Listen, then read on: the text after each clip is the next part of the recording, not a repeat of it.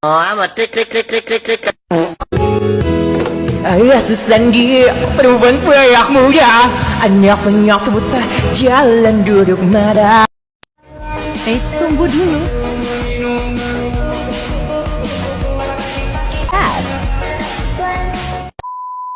Oke, sebelum mulai kita kenalan dulu.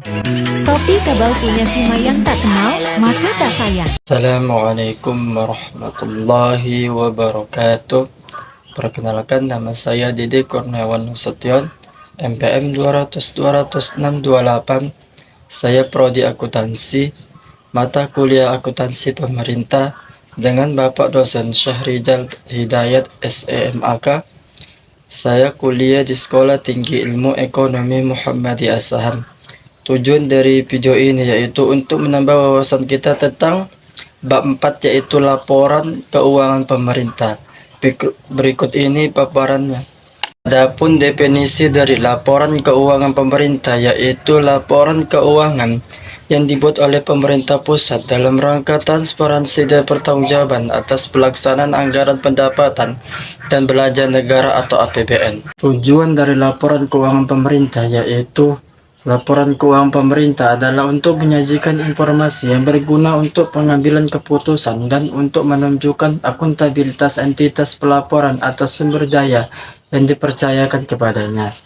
Menteri Keuangan selaku Bendahara Umum Negara menyusun laporan keuangan sebagaimana dimaksud dalam pasal 5 ayat 3 sebagai pertanggungjawaban pengelolaan perbendaharaan negara dan menyampaikannya kepada Presiden. Pengguna dari laporan keuangan pemerintah adalah masyarakat, termasuk Dewan Perwakilan Rakyat atau DPRD atau Dewan Perwakilan Rakyat Daerah atau DPRD selaku lembaga legislatif, Badan Pemeriksa Keuangan atau BPK selaku auditor, lembaga pengawas, pihak yang memberi atau berperan dalam proses donasi, investasi, dan pinjaman. Selanjutnya yaitu perlunya informasi laporan keuangan pemerintah. Kebutuhan mengenai informasi mengenai pemakai laporan keuangan pemerintah tentu sangat penting, dan kebutuhan informasi tersebut tersaji sebagai berikut. Yang pertama, masyarakat sebagai pengguna dalam pelayanan publik harus mendapatkan informasi yang dibutuhkan mengenai biaya, harga, dan juga kualitas pelayanan yang disediakan oleh pemerintah. Yang kedua, masyarakat sebagai pembayar pajak dan juga pemberi bantuan tentu ingin mendapatkan informasi mengenai penggunaan dana dari pajak tersebut yang sudah disetorkan. Yang ketiga, investor dan juga kreditor berhak mendapatkan informasi mengenai tingkat resiko, likuiditas, dan juga solvabilitas. Yang keempat, kelompok elit politik membutuhkan informasi mengenai keuangan guna melakukan pengawasan dan juga pencegah dini jika terjadi laporan keuangan negara yang terdapat penyelewengan. Yang kelima, manajer publik memerlukan informasi akuntansi yang berfungsi sebagai komponen sistem informasi manajemen guna membantu pengendalian organisasi pengukuran kinerja. Yang keenam, pegawai memerlukan informasi mengenai gaji dan juga kompensasi yang diterimanya. Jenis pelaporan yang terdiri dari pelaporan keuangan dan juga pelaporan kinerja di dalam pelaporan organisasi sektor publik. Pelaporan kinerja ini adalah refleksi dari kewajiban yang menjadi presentasi dan juga laporan kinerja dari semua kegiatan dan juga sumber daya yang harus dipertanggungjawabkan. Pelaporan ini menjadi salah satu wujud dari proses akuntabilitas. Entitas yang memiliki kewajiban guna menyajikan laporan kinerja organisasi sektor publik tersebut adalah pemerintah di tingkat pusat dan daerah, unit kerja pemerintah dan juga unit pelaksana, lalu LSM dan juga partai politik hingga yayasan dan organisasi lainnya. Laporan akan diserahkan kepada masyarakat dan juga DPR agar mereka bisa mendapatkan informasi yang lengkap mengenai kinerja program organisasi dan juga unit. Pelaporan keuangan sendiri menjadi cerminan dari kondisi keuangan dan juga transaksi yang sudah dilakukan oleh organisasi sektor publik dalam jangka waktu tertentu. Sistem laporan akuntansi pemerintah. Sistem akuntansi pemerintah pusat atau disebut pula SAPP ini merupakan prosedur yang terdiri pengumpulan data, pencatatan dan juga ikhtisar dari laporan posisi keuangan dan juga operasi dari pemerintah pusat tersebut. Laporan keuangan pemerintah pusat atau LKPP ini akan disampaikan di depan lembaga legislatif dalam proses tanggung jawab pelaksanaan APBN.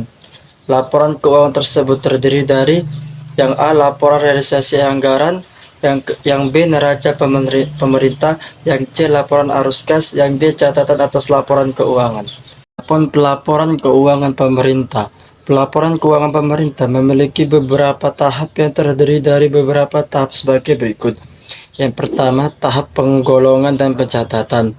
Tahap ini merupakan proses identifikasi dan juga pengukuran yang menjadi bukti transaksi dan juga pencatatan di dalam jurnal dan menjadi bagian dari media pencatatan transaksi secara kronologis. Yang kedua, tahap ikhtisar. Transaksi yang sudah dicatat dan juga digolongkan ke dalam jurnal akan diringkas dan juga dibukukan ke dalam buku besar rekening pada jangka waktu tertentu. Yang ketiga, tahap pelaporan. Data yang masuk ke dalam buku besar rekening tersebut akan disajikan dalam bentuk laporan keuangan pemerintah. Berikut 7 laporan keuangan pemerintah. Yang pertama, laporan realisasi anggaran atau LRA. Laporan realisasi anggaran menjelaskan tentang alokasi dan pemakaian sumber daya keuangan yang sedang dikelola pemerintah pusat atau pemerintah daerah dengan menggambarkan perbandingan antara anggaran dan realisasinya dalam satu periode pelaporan.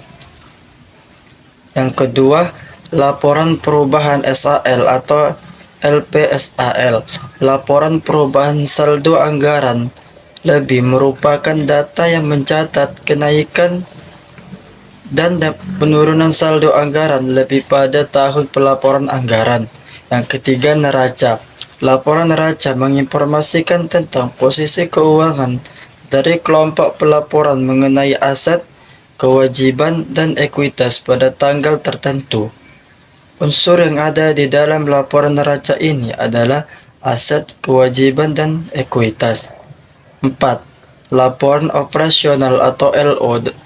Laporan operasional berisikan data sumber daya ekonomi yang menjelaskan penggunaan modal yang dikelola oleh pemerintah pusat dan daerah dalam kegiatan pemerintahan untuk satu periode pelaporan. Yang kelima, laporan perubahan ekuitas atau LPE.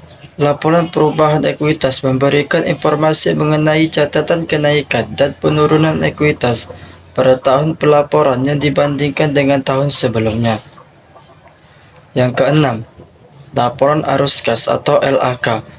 Laporan arus kas berisikan mengenai informasi kas yang berhubungan dengan aktivitas operasi, investasi, dan pendanaan. Laporan arus kas memberikan gambaran tentang saldo awal, penerimaan, pengeluaran, dan saldo akhir kas pemerintah pusat atau daerah selama periode tertentu.